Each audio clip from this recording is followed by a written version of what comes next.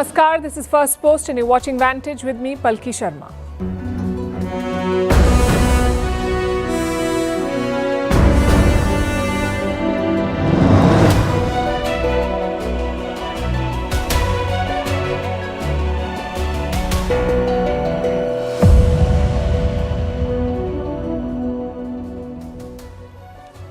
Yesterday, Donald Trump raised tariffs on Indian exports to 50%. Today, Indian Prime Minister Narendra Modi has hit back. He said, India will not compromise, not on farmers, not on fishermen, not on dairy. We'll bring you the full statement and the backstory. How did the trade talks collapse? For the rest of the world, the tariffs have begun to bite. Trump says they're bringing billions of dollars to America, but that claim may come back to bite him. Also in focus, a meeting between Donald Trump and Vladimir Putin. It could happen as soon as next week. Will it deliver a ceasefire in Ukraine? Also, the US, Europe and China all buy goods from Russia. Why is India the only one being tariffed? And why doesn't Trump sanction Russian oil? We'll tell you how India saved the world and kept oil prices in check by buying Russian energy. In other news, why the Pakistani army chief is going to the US again, his second trip in 2 months, why an AI researcher has turned down a $1.5 billion job offer, and why pirate flags are popping up across Indonesia. What do they have to do with Japanese anime One Piece? All this and more coming up. The headlines first.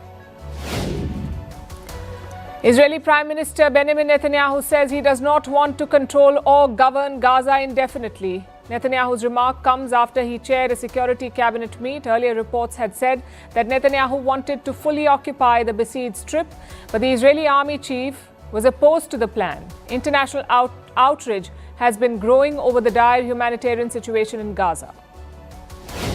Donald Trump demands the immediate resignation of the Intel chief, cites conflict of interest. This comes after a Republican senator raised national security concerns over the CEO of the US chipmaker and his links to Chinese firms. Just months ago in March, the Malaysia-born tech veteran had taken charge of the struggling company Intel.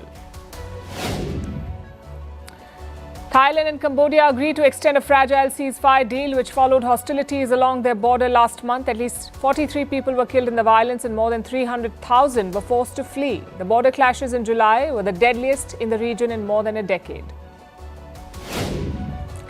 Former President Jair Bolsonaro petitions Brazil's Supreme Court. He wants his house arrest order revoked. Bolsonaro, an ally of Donald Trump, has been confined to his home since Monday after he violated a court order prohibiting the use of social media. Bolsonaro is on trial over an alleged coup attempt.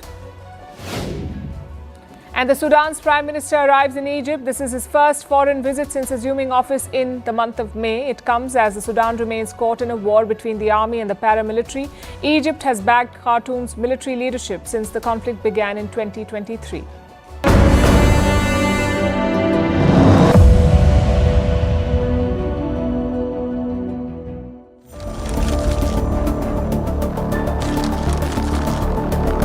We had a tremendous deficit. Prime Minister Modi is a friend of mine. They sell a lot to us, but we don't buy from them. You know why? Because the tariff is so high.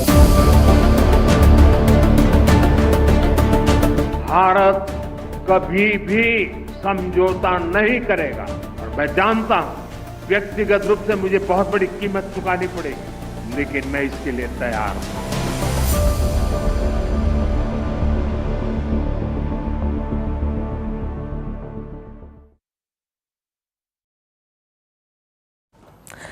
The battle is heating up. Just months ago, the US and India looked like natural allies for the 21st century. Today, they are locked in a trade war and the gloves are off. Prime Minister Narendra Modi has responded to Donald Trump's trade blitz. He's not backing down. He said there will be no compromise, no matter the pressure. हमारे लिए अपने किसानों का हित सर्वोच्च प्राथमिकता है। भारत अपने किसानों के, पशुपालकों के और मछुआरे भाई बहनों के हितों के साथ कभी भी समझौता नहीं करेगा और मैं जानता हूं व्यक्तिगत रूप से मुझे बहुत बड़ी कीमत चुकानी पड़ेगी, लेकिन मैं इसके लिए तैयार हूं। मेरे देश के किसानों के लिए मेरे देश के मछुआरों के लिए, मेरे देश के पशुपालकों के लिए आज भारत तैयार है. Prime Minister Modi did not mention Donald Trump by name, but he did not have to. The context was clear. Less than 24 hours back, Trump stepped up his offensive against India. He doubled tariffs from 25 to 50%, meaning Indian goods exported to the US will face a 50% tariff. This was a sharp and punitive move. Trump is going after India. And look at how this started. It started as a trade discussion. Trump wanted a sweeping deal. He wanted zero tariffs and zero barriers for American products. He wanted a one-way free market for American goods. India refused. So Trump shifted the goalposts. In recent days, he introduced a new angle, India's purchase of Russian oil. Trump has linked these new tariffs to Russian oil, and he's singling India out as other nations continue to buy from Russia. Indian officials have said that there are other countries that are buying Russian oil. It's okay. Like China, for instance, It's buys okay. more. Yeah. Why are you singling India out for these additional It's sanctions? only been 8 hours, so let's see what happens over the More next. secondary sanctions you're going very to see a lot soon. more. So this is a taste of You're what's going to to see a come. lot more. You're going to see so much secondary sanctions. Trump is yet to act on his latest threats. So far, there are no new tariffs on China or any other buyer of Russian energy, but India is in his crosshairs. The question is why? Is this just about the oil purchases? Or is it about the war in Ukraine and Trump's attempts to find leverage against Russia? Well, whatever the reason, Prime Minister Narendra Modi has drawn clear red lines today. His comments have made India's expectations and India's position quite clear. If this relationship is to be repaired, if ties are to return to normal, it won't happen with a one-sided deal, especially if it targets Indian farmers, fishermen, or livestock owners.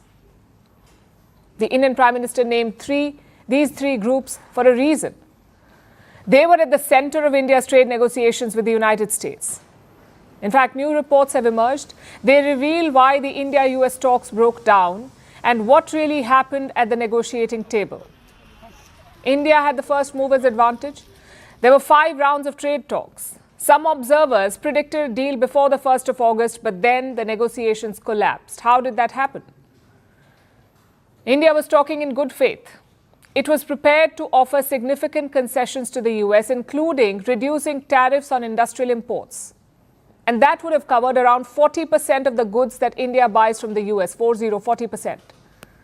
Like I said, this was a significant concession. India was also prepared to lower duties on American cars and alcohol. It was open to buying more American energy as well as defense products. But just as a breakthrough appeared on the horizon, the goalposts shifted. Trump wanted more. The US started making sweeping demands. Agriculture remained a sticking point. After the 5th round of talks, most issues were resolved. But on the issue of farm imports, there was a clear gap. India refused to allow duty-free access to American agricultural products. American goods sold in India would still face a duty. That is the position that India took. It also refused access to US dairy products. Now, these sectors are politically sensitive in India. They employ millions of people, almost half of our workforce.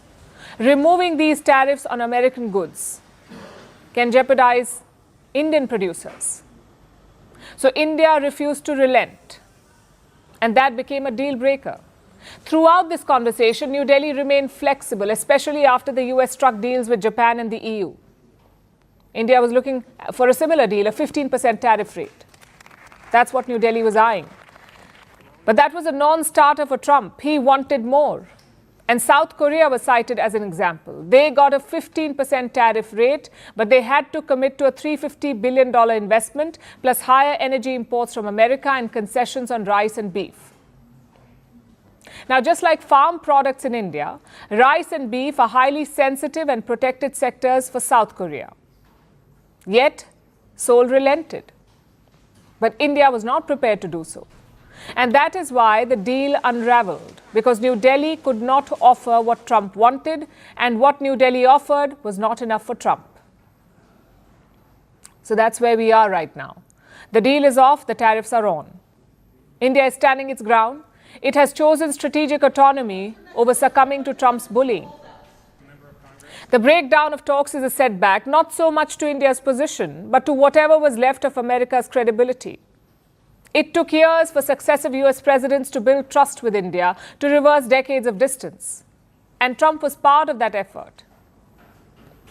But his tariff war is undoing all of it, and this time the damage may be far greater.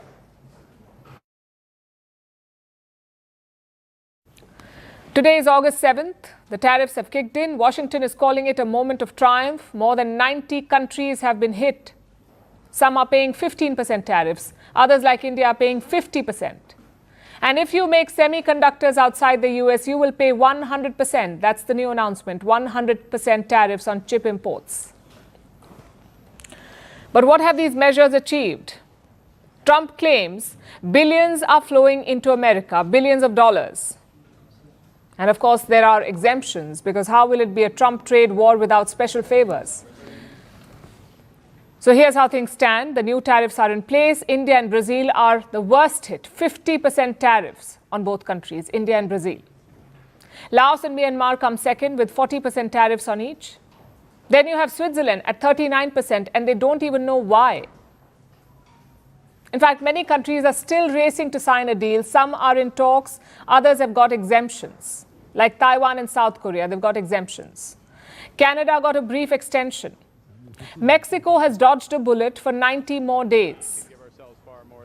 So behind the scenes, the pattern is quite clear. If you play ball, you may be spared. If you don't, you will be punished. Trump's tariffs sound like a high school lunch. Be nice to the bully, or you won't be able to sit at the table. And Trump cannot stop bragging about it. He says the US is minting billions, almost $150 billion from tariffs. Well, technically he's right. Importers are paying billions to the government. But there's a big catch here. The tariffs rely on an obscure law from the Cold War era, an old law. It's called the International Emergency Economic Powers Act, IEEPA. It's a law from 1977. Trump is using this law to impose tariffs. But this is being challenged in court. Many companies are filing lawsuits, so are many American states. And the courts have already ruled on this twice. We're talking about American courts. They have given 2 orders. And what have they said? That using this law for trade wars is beyond presidential powers. Meaning Trump cannot do it. Now this matter will go to the US Supreme Court. If they say the same thing, if they say that Trump's trade war is illegal, then it's all but over. More importantly, these billions in tariffs may have to be refunded. Even Trump's own Justice Department has admitted it. If deemed illegal, the tariff revenue will have to be returned, and that too with interest. So there could be trouble looming for Donald Trump. Yet he continues with the trade war.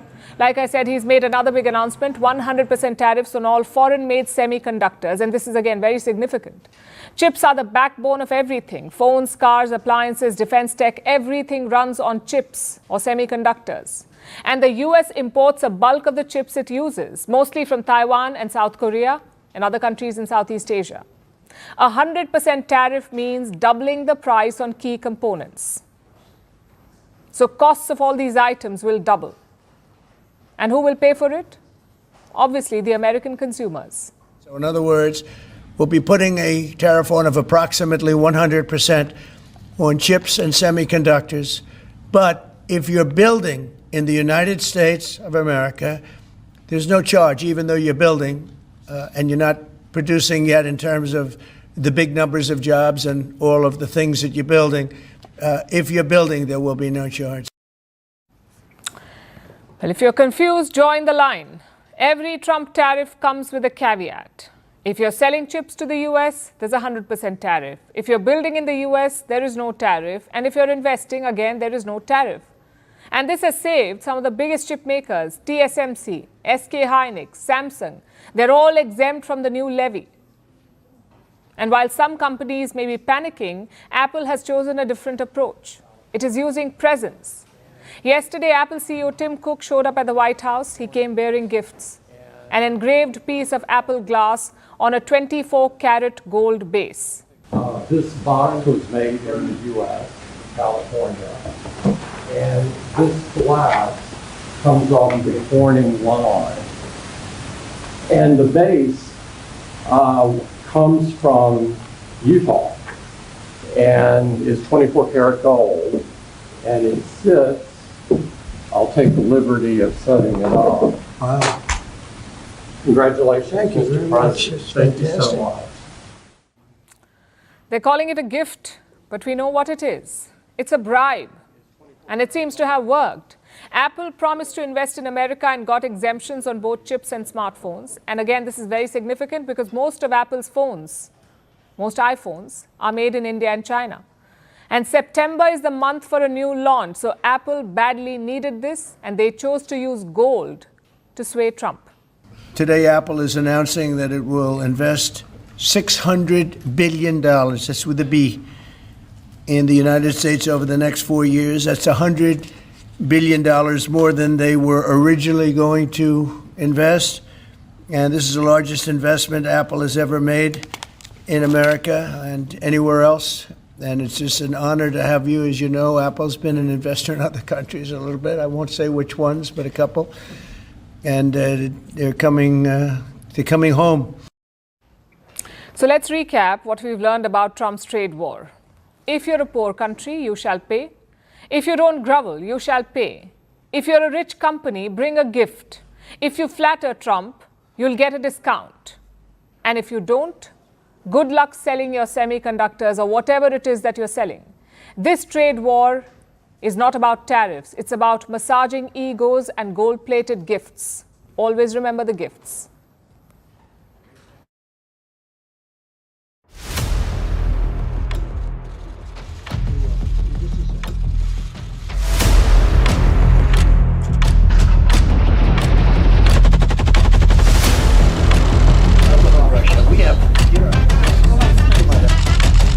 Big day.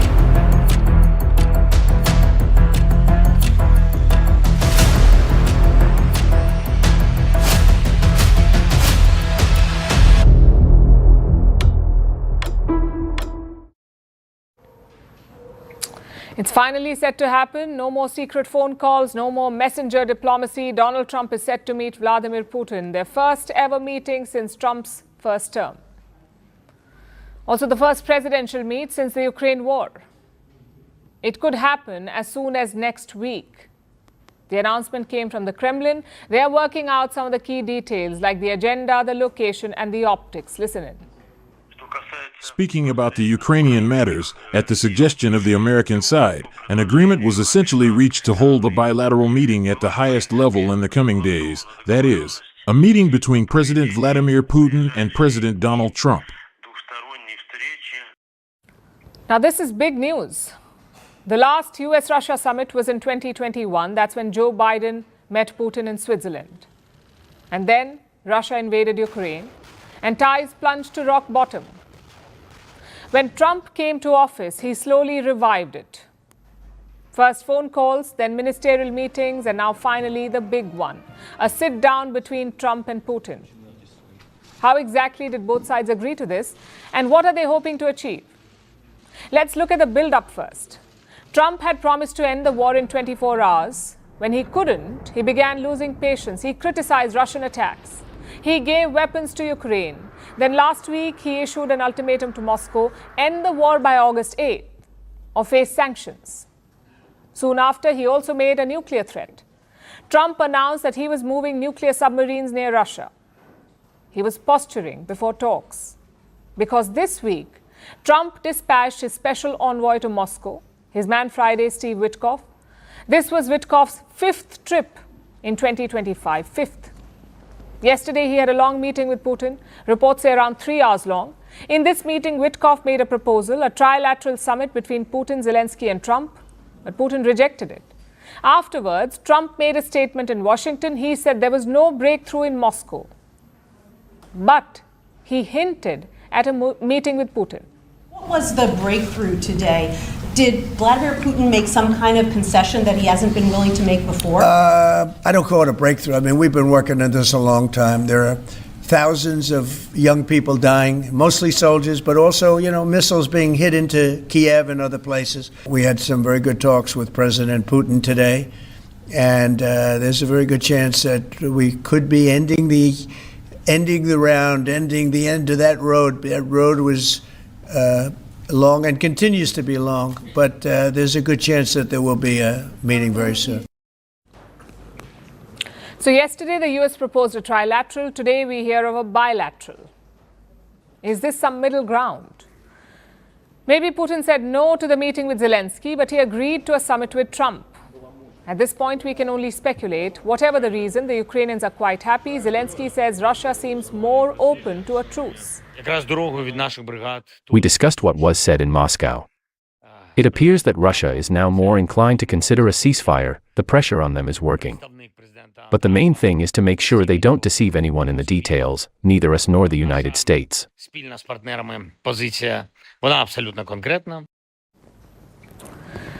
Now, two questions remain. Where will they meet and what will they discuss? In the past, such summits have happened in neutral countries. In 2018, Trump met Putin in Finland. Back then, Finland was a neutral country. But today, Finland is a part of NATO. In 2021, the meeting happened in Switzerland. The Swiss are still neutral, but they have imposed sanctions on Russia, which leaves the Gulf nations. All of them have close ties with both Russia and the US.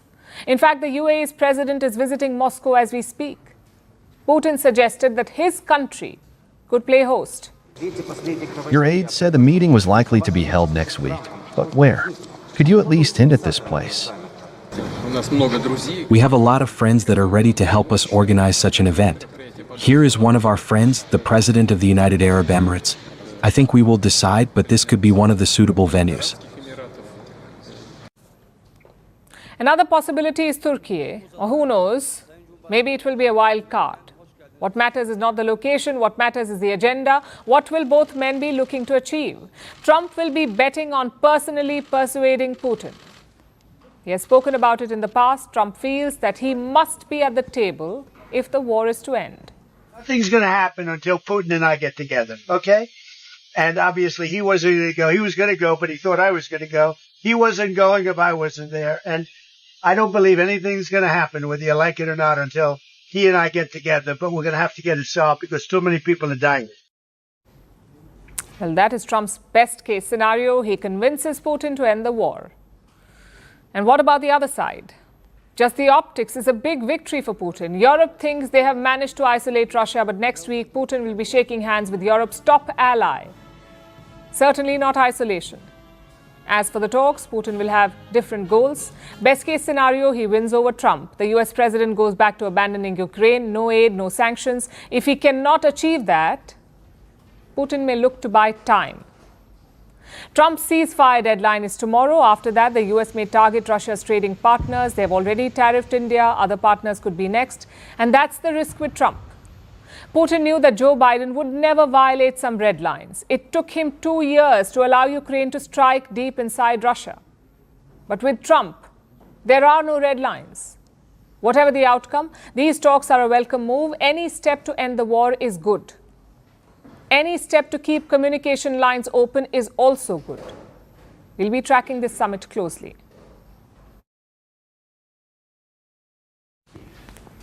And speaking of Russia's partners, Trump is not going after all of them. He's only going after one of them, and that is India. The United States can still buy from Russia. Europe can still buy from Russia. China can still buy from Russia, but India, a strict no. Tonight, we'll take a closer look at this hypocrisy. First up, Russian oil. China makes up 47% of Russia's crude exports, 47%. India makes up 38%. The EU and Turkey both make up 6% each. Next is finished petroleum goods. India does not buy them from Russia. Turkey is the largest importer. They make up 26% of Russia's total sales. China makes up 13% and Brazil 12%. Then you have natural gas. The EU is the top buyer of Russian liquefied natural gas. They make up a whopping 51%. Europe, 51%. China is at 21%. Japan is at 18%. India is nowhere in this picture. Same with pipeline gas. The EU remains the top buyer from Russia with the share up to 37%. China has 30%, Turkey has 27%, yet none of these countries or groups face tariffs.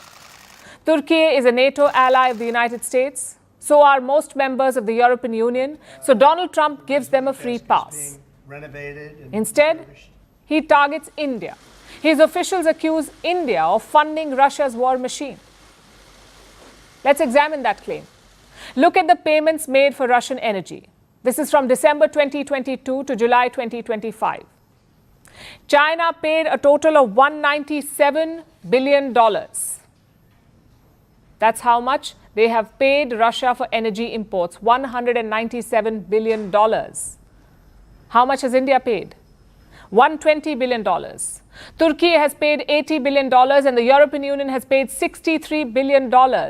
This table sums up the hypocrisy. India has paid $120 billion to Russia, but NATO countries have paid $123 billion. Yet, who gets the tariffs? Only India. Even today, 10% of Russian energy ends up in Europe, but nobody bats an eyelid. Nobody accuses Europe of funding the war. The truth is, Brussels has been wily. In public, they talk about crippling Russia's economy. They talk about ending energy imports. But they never do it. They sneakily carve out exemptions. But even today, Russian natural gas is unsanctioned. Why? Because Europe cannot live without it. Same with crude oil. European companies cannot import via sea, but you can import through pipelines. No logic, just casual hypocrisy. Another example is refined crude products. The EU has decided to ban them, but some of its partners are exempt from this ban, like Canada, Switzerland, and the UK. So there are two double standards here. One is the sanction carve-outs. You target things you cannot live without.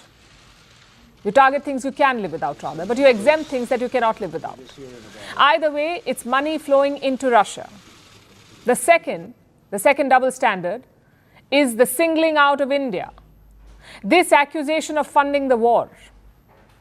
Like I said, NATO countries have paid more to Moscow, plus China is helping the war effort. Beijing has been shipping dual-use goods to Russia. They also supply spare parts and electronics, yet there are no tariffs on China.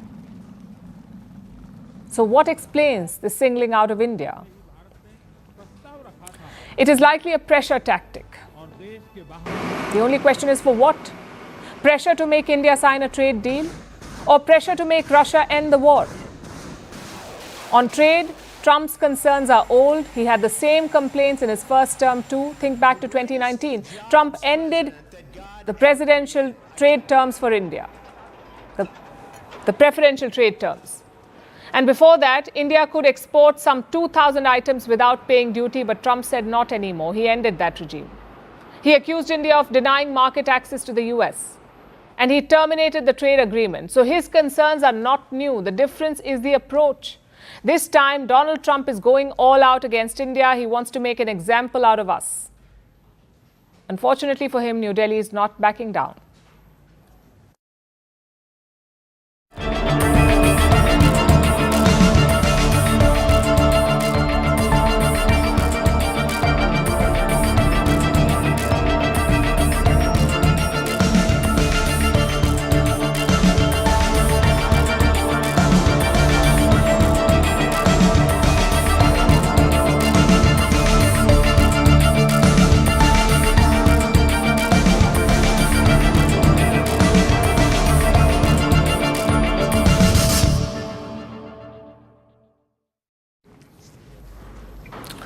We've got a solution for Donald Trump.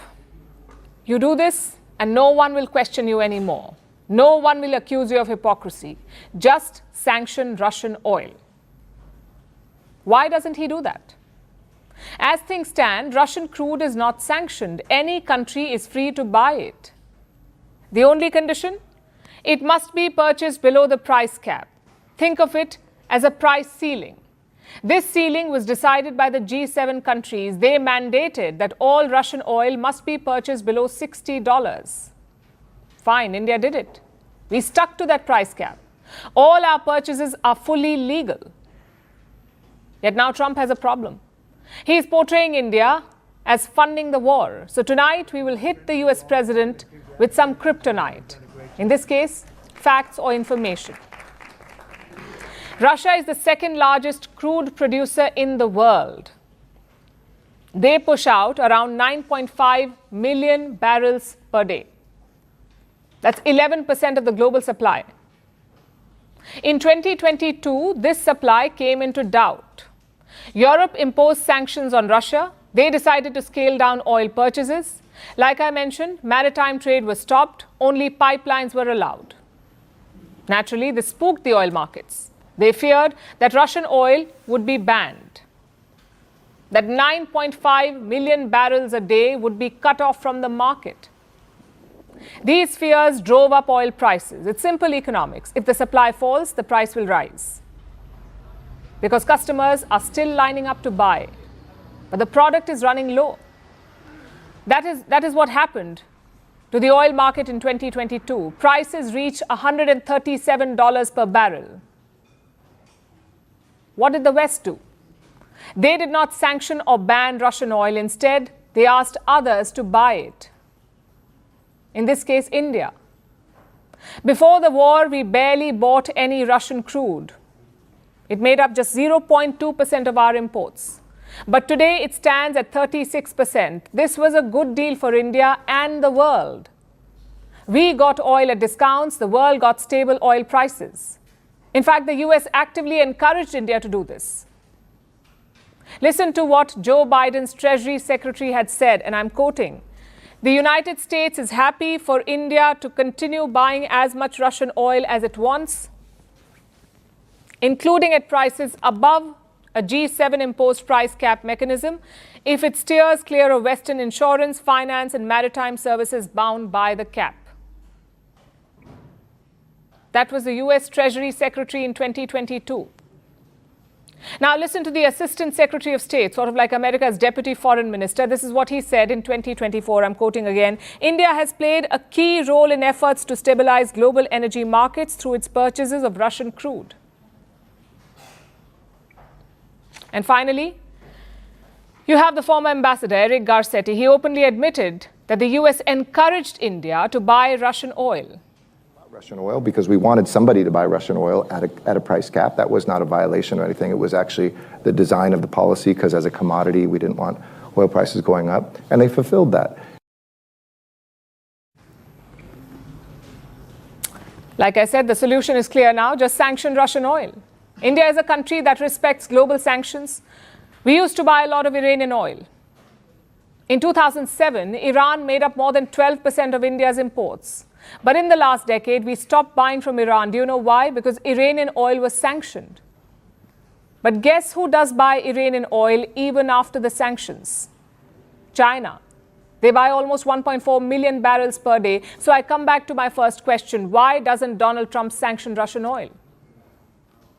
I'll give you 3 reasons why. 1, because it would hurt his allies. Many countries in Europe still buy Russian pipeline crude, and Washington will not hurt them. 2, the price issue still remains. If you remove Russia from the market, prices will rise. Some experts say they could cross $200 per barrel. Now, to put that in context, the current prices are $66 a barrel. So imagine this going to 200. Inflation will skyrocket across the world, and Trump's approval ratings will drop again, if that's even possible. Finally, the third reason. He can't get everyone on board. UN sanctions are totally out of the question. Russia is a permanent member of the UN Security Council. They will simply veto any proposal to sanction their oil. So chances are Trump will not sanction Russian oil. Nonetheless, he is playing a dangerous game. Let's assume he wins this round. India agrees to stop buying Russian oil. What happens then? 2 things. 1, India goes back to buying from West Asia, but that market is now crowded, meaning global oil prices will rise. The second thing that will happen is advantage China. With India out of the picture, Russia will have to sell to China, that too at far steeper discounts. These are the possible consequences of what Donald Trump is doing. Thankfully, India is not playing along.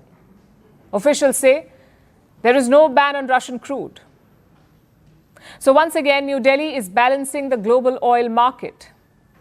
It's no mean feat for a country of 1.4 billion people. But what do we get for it? Tariffs instead of thanks.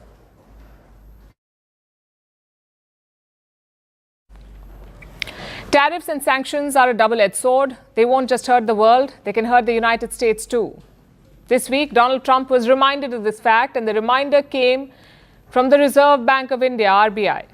If at all there is an impact, there is also an impact on the growth, on the demand, and that has a reverse impact, where we highlighted this aspect that it moves in both directions.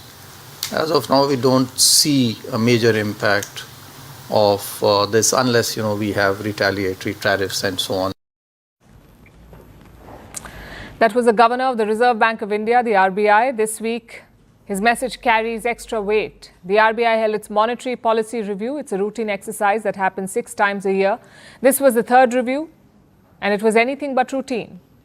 Because this was the RBI's first real chance to respond to Trump's tariff escalation. The central bank uses these reviews to steer the economy. They set the direction for critical policy decisions like interest rates, lending by banks, the overall growth strategy.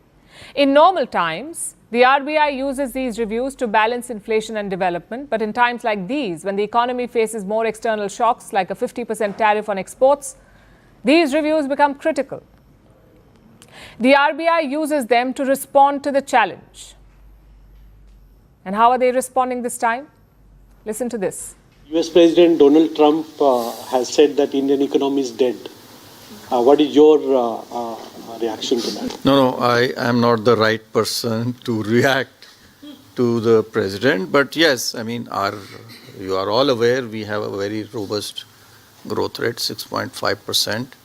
And in fact, as per IMF, 6.4% and 3% growth rate of the world, when they look at that, we are contributing about 18%, which is more than US, where the contribution is expected to be much less at about, I think, 11% or something. So we are doing very well, and we will continue to further improve. India is growing at a robust 6.5%. The RBI governor pointed to the latest IMF projections too. That's the International Monetary Fund. The IMF expects India to grow at 6.4% this year. What about the United States? The US economy is expected to grow at 1.9%.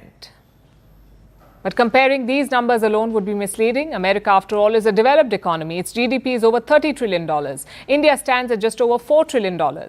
We are a developing economy. We are growing fast, faster than most, but there's still a long road ahead. Now let's look at the other half of that statement, the fact that India contributes 18% of global growth and the US just 11%. What do these numbers mean? Imagine the global economy is like a big potluck dinner. Every country brings a dish. Some bring more, some bring less. Now imagine all these countries sitting at a large table. There are 100 dishes on this table. For example, India has brought 18 dishes. The US has brought 11. Even though America has a bigger kitchen or a bigger economy, it is India that is cooking more. It is India that is bringing more food to the table. That's what these numbers demonstrate, that India is adding more to global growth, more than the United States of America. Yes, the US economy is still bigger in absolute numbers, but global growth is not just about size, it's about momentum. Large economies grow slowly. Smaller economies, if they're efficient, can drive global output faster. And India is doing just that. Let me show you another report. It's from April this year. Again, an IMF assessment. It says 2 countries will drive global growth this year, India and China. And out of these 2 countries, India has the higher growth rate. So yes, India will feel the impact of Trump's tariffs, but the setback is expected to be short-term in nature. Exporters might lose some business, which they can recover by finding new customers. It won't be easy, but it'll happen. Some industries may witness a slowdown. But there are other engines of growth. What about America? The trade war will hurt their imports, and the impact will be long-term. It will be felt on the shelves of American supermarkets, it will be felt in their factories and production lines, and eventually it will be felt in their job market. Like I said, tariffs are a double-edged sword. There are no real winners here, and among the losers, the United States will be the biggest.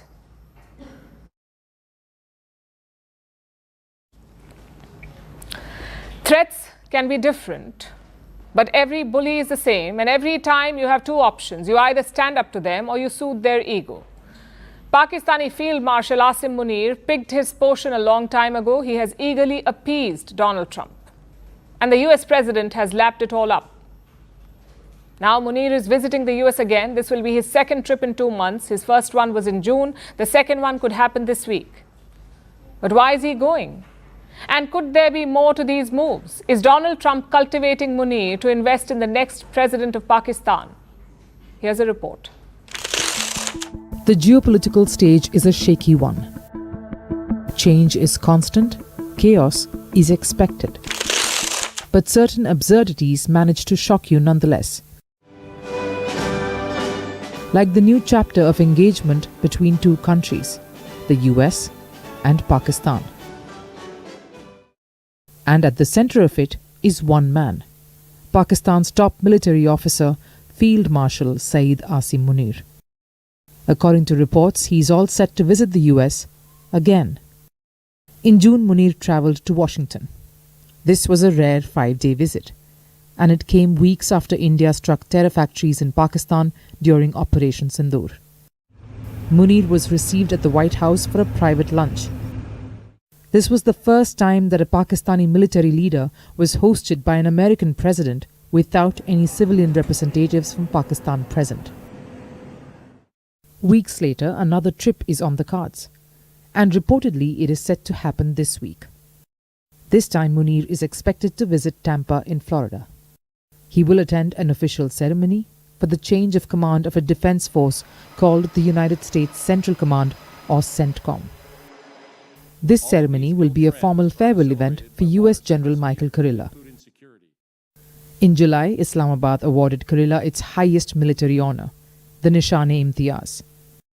Pakistan praised the US general for apparently bolstering defense coordination between the two countries, and now Munir has been invited in a reciprocal gesture. The Trump administration is actively cultivating ties with Islamabad through him. Question is, could there be something more to this?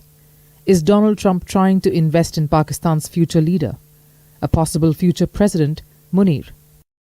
After his first visit, Munir thanked Trump for apparently averting nuclear war and mediating with India. These are baseless claims, and India has called them out repeatedly. But Donald Trump is hungry for credit, and Munir has been eager to please. So he said the 3 words Trump wanted to hear the most: Nobel Peace Prize. He suggested that the US president deserves one. And this subservience has served him well, because soon after, Trump struck a deal with Pakistan, saying Pakistan and the US will work together on developing their massive oil reserves. We are in the process of choosing the oil company that will lead this partnership. Who knows, maybe they'll be selling oil to India someday. So in exchange for lower tariffs, Pakistan reportedly offered American companies access to its domestic oil reserves and massaged Trump's ego. Clearly, Munir's bid to appease Trump has been successful. But does this mean he could play a larger political role in his country soon? These speculations come as pressure mounts on Pakistani Prime Minister Shehbaz Sharif. He is fighting to hold on to power and tussling with his image of a weak leader. Now Munir has assumed more responsibility on the world stage. Senior Pakistani officials have firmly denied speculations of him becoming the future president. But when it's Pakistan, anything is possible. Munir has already promoted himself to Field Marshal. Maybe being the president is next on his to-do list.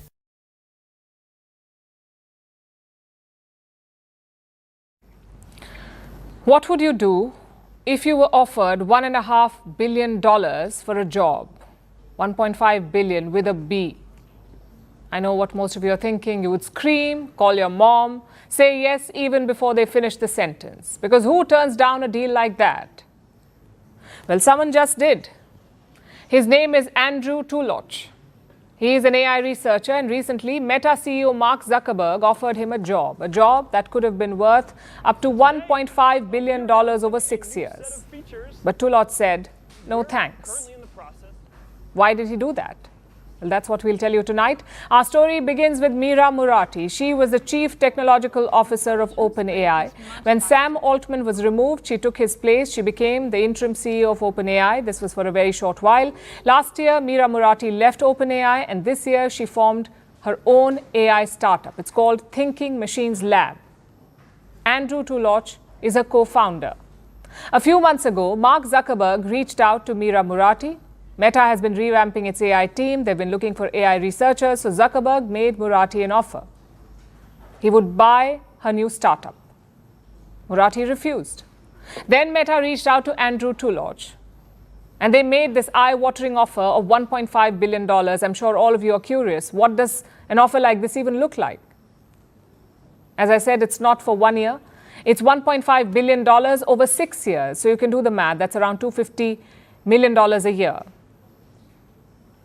And not all of this is in cash.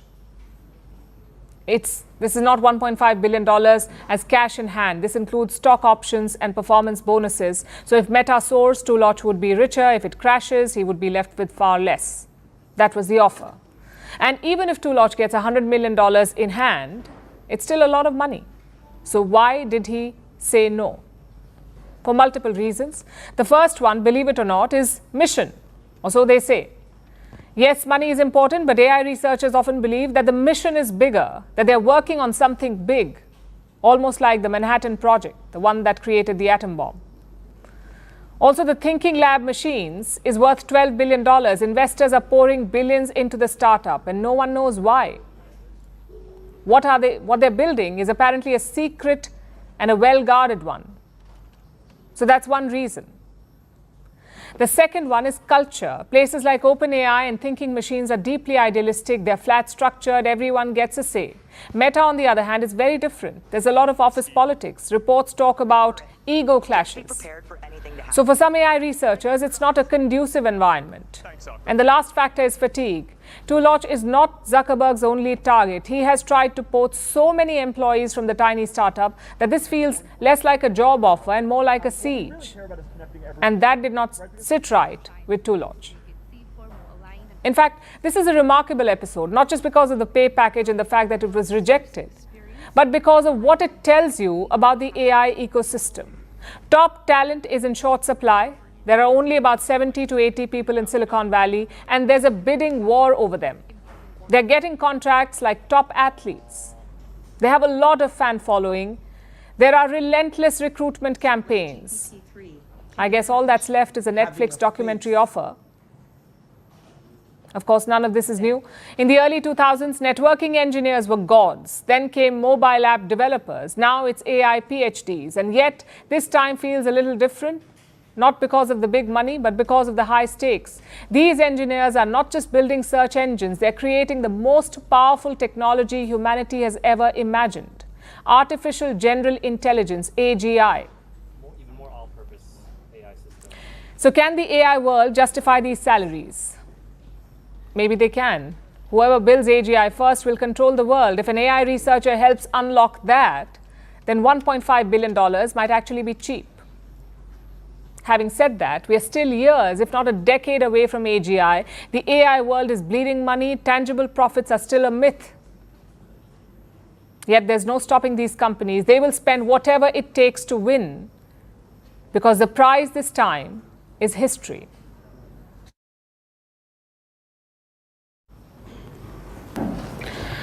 No matter how hard or impossible it is, never lose sight of your goal. These famous words were said by a pirate leader, not in real life, but in the world-famous Japanese anime, One Piece. It is quite popular the world over, especially in Indonesia. So much so that Indonesians have taken these words to heart. This Southeast Asian country is celebrating its 80th Independence Day later this month. It is really a big deal. Their president, Prabowo Subianto, has asked people to fly the national flag. Instead, people are hoisting black flags, the black pirate flags with skulls from One Piece. They believe this is a silent protest, an act of defiance. But to the government, it's a major red flag. Our next report tells you why. This is the world's third largest democracy, Indonesia, and it is all set to mark its 80th Independence Day on the 17th of August. This is the country's most important civic celebration. So, year after year, in the lead up to the national holiday, the red and white flag was seen everywhere, from public spaces to outside of homes, even on people's cars. But this year is different. For the past few weeks, instead of the traditional flag, another emblem is popping up across Indonesia. The Jolly Roger flag. This is a black flag bearing a skull with a straw hat. It is a fictional pirate flag. From the popular Japanese anime, One Piece. This is one of the most popular franchises in the world, and it has a large fan base in Indonesia. In the series, the Jolly Roger flag is carried by pirates who are determined to challenge the draconian regime. The flag is a symbol of resistance. So now, Indonesians are using it to express their discontent with the government. Because for many, the country's hard-won democracy is under threat. They fear a return to the dark days, when Indonesia was ruled by military dictator Suharto for 32 years. He blurred the lines between the civilian and military government. He was forced out of office in 1998, but in recent months, Suharto's former son-in-law, the current President Prabowo Subianto, has done something similar. He has pushed controversial legislative changes that allow the military to have a bigger role in the government, whereby military officers can take up government positions without first retiring or resigning from the armed forces. Earlier this year, the move fueled protests in the country. Thousands of people took to the streets. Hundreds of them camped outside the parliament. Civil society criticized the increased military involvement, fearing abuses of power and human rights violations. But the government responded by crushing the protests and conducting disinformation campaigns against ordinary citizens. So for months now, anger has been brewing over Prabowo's quote-unquote broader consolidation of power. Last month, he gave a speech, asking people to fly the Indonesian flag throughout August. But critics called this performative patriotism. They moved away from Prabowo wrapping himself in a flag towards hoisting a pirate flag and fueling a silent protest. The government seems visibly threatened, with reactions ranging from cautious acceptance to threats. Some lawmakers see the flags as a form of creative expression, but they warn against using it to challenge or diminish the significance of the red and white flag. There are others who have taken a more aggressive stand, like the Deputy House Speaker. He is widely regarded as Prabowo's right-hand man. Last week, he described the movement as a coordinated attempt to divide the nation. Another lawmaker said that it could amount to treason. Meanwhile, police in the capital Jakarta have been monitoring the use of pirate flags. But despite the mounting pressure, people of Indonesia continue to hoist their pirate flags. To them, this is not just an act of defiance. It is a warning to the leaders that they are not ready to raise the white flag yet.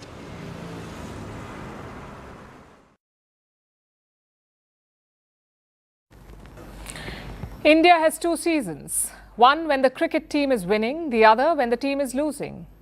Our mood depends on the results. That's how big cricket is in this country. But what about other sports? Decades ago, India used to be a hockey powerhouse. We used to win Olympic golds for fun. How did we go from that to this cricket frenzy? As a country, we've always had a sporting culture, but along the way, a lot changed. Colonial influences creeped in, ancient games disappeared, nationalism surged. And finally, the moment of independence, when India had to rediscover its tryst with sports. How did we do that? Take a look on the India story.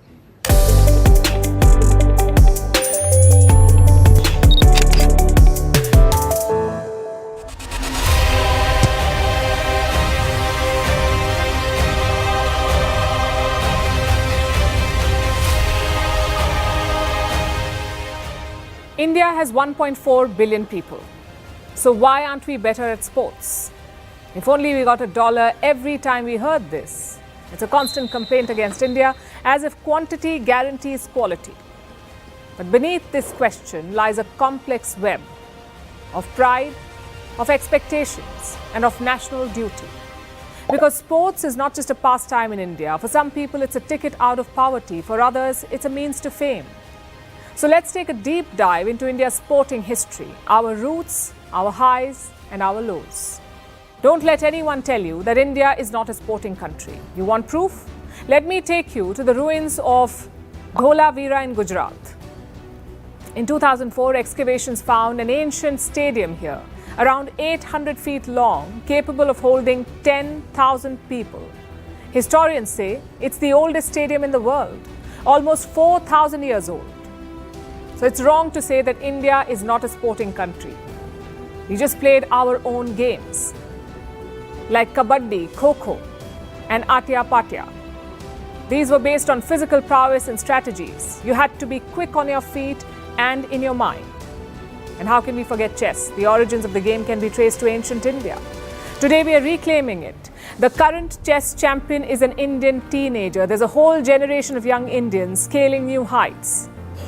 But today when you say sports, no one thinks of kabaddi or chess. They think of tennis or football or cricket. All these games were introduced by the British in India. At first, it was for their pleasure. The white officers wanted to be fit and have a good time, so they created racially exclusive clubs. Indians were not allowed to play.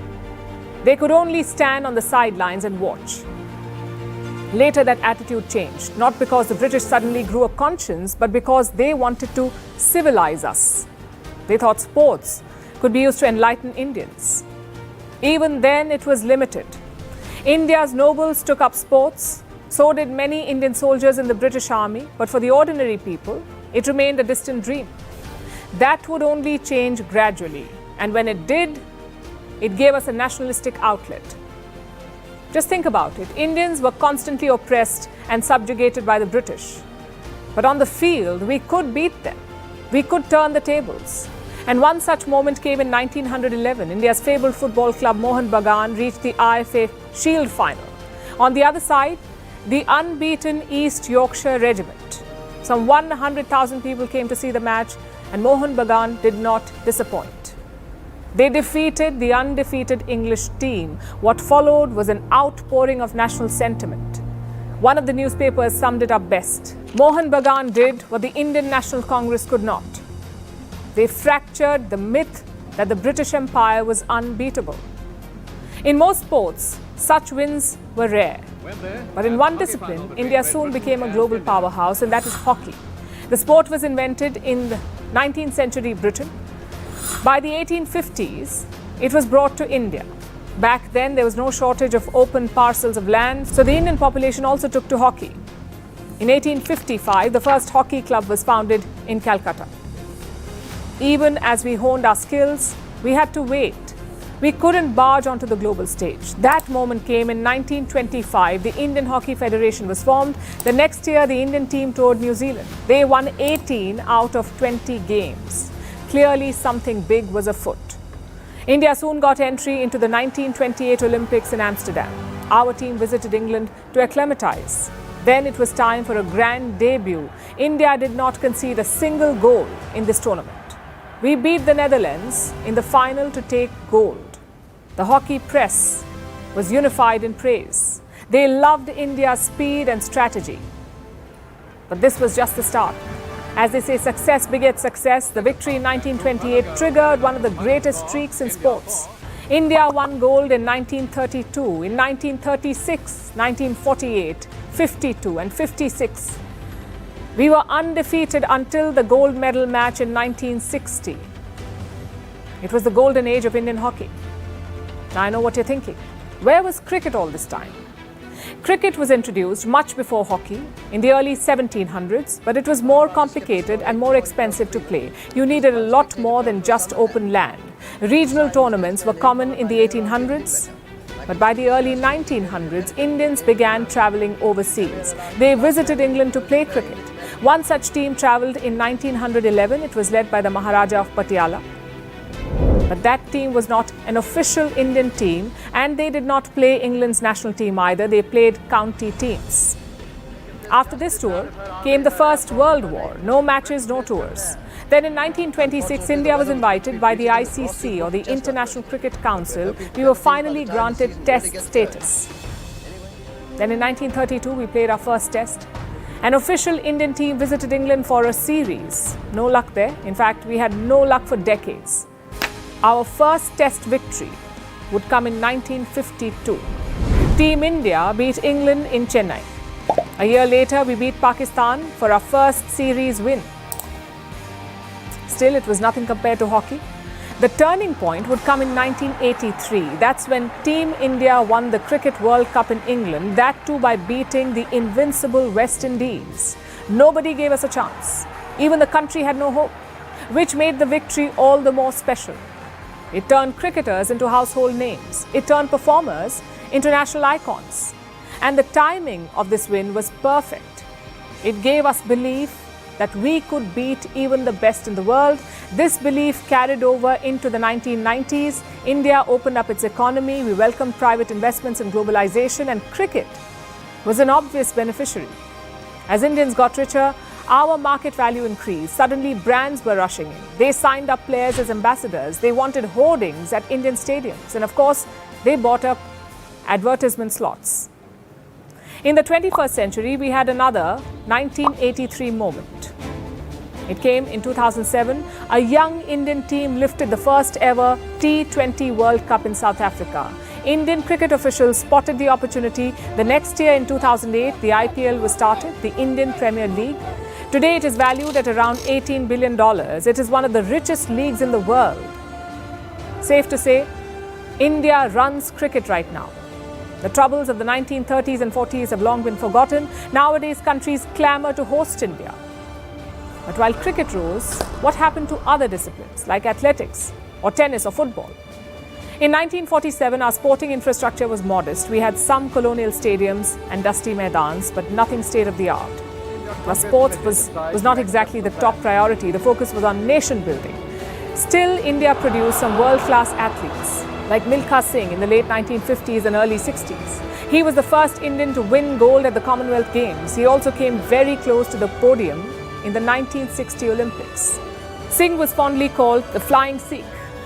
Then you had Kamaljeet Sandhu. She won gold at the 1970 Asian Games, the first Indian woman to score a gold at that event. These heroes were not created by the system. They succeeded despite it. The effort to change that began in the 1980s. New Delhi hosted the 1982 Asian Games. We finished 5th in that edition. More importantly, we built a lot of infrastructure, multi-purpose stadiums, synthetic tracks, and modern shooting ranges. The Games gave us momentum to push on. In 1984, the Sports Authority of India was set up. Its job was to promote athletes, to find and develop talent. By the 1990s, the landscape began to change. Just like cricket, other sports also became commercialized. You had cable television, you had brand endorsements. All of it put more money into sports. Finally, in the year 2000, India set up a dedicated sports ministry. Still, our wins were limited. Just 1 medal in the 2004 Olympics, 3 in the 2008 Games, 6 in the 2012 Games, 2 in 2016, 7 in Tokyo in 2020, and 6 in 2024 Paris. Not consistent at all. What's lacking is not talent. What's lacking is a pipeline and a system. India has tried to correct that in the last decade. In 2014, the government launched something called TOPS, Target Olympic Podium Scheme. In 2017, the Khelo India Games were launched. It brings together students from across India, sort of like India's Youth Olympics. Of course, the end goal is 2036. That's when India is hoping to host the Summer Olympics. It would certainly cap India's journey from dusty maidans to glittering Olympic stadiums. Hopefully, we can win a few medals on the way.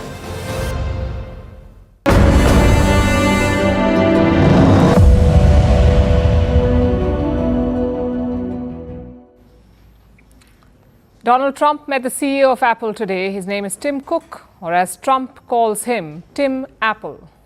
It was a lesson in flattery and U-turns. Tim Cook has supported and funded Democrats in the past. But here he was, singing praises of President Trump. The Apple CEO also gifted him something special, a glass plate resting on a golden base. A better gift would have been a golden iPhone to smother with Cheetos dust, to spill Diet Coke on, and to rant on Truth Social. Yes, please. This box was made here in the U.S. from Utah, and it's 24 karat gold. And it's this. I'll take the liberty of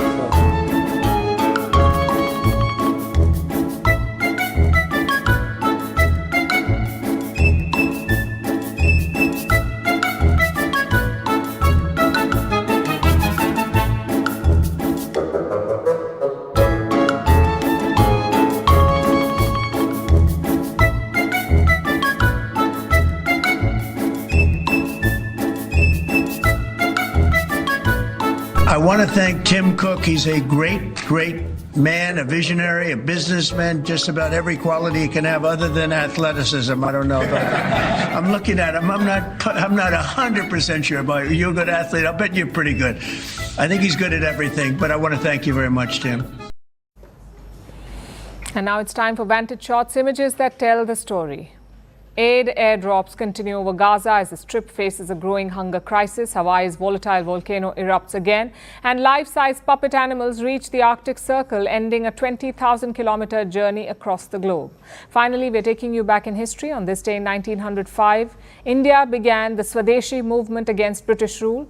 Indians were urged to boycott foreign goods and rely on domestic products. The movement led to a renewed sense of nationalism in India. We're leaving you on that note. Thank you for watching. We'll see you tomorrow.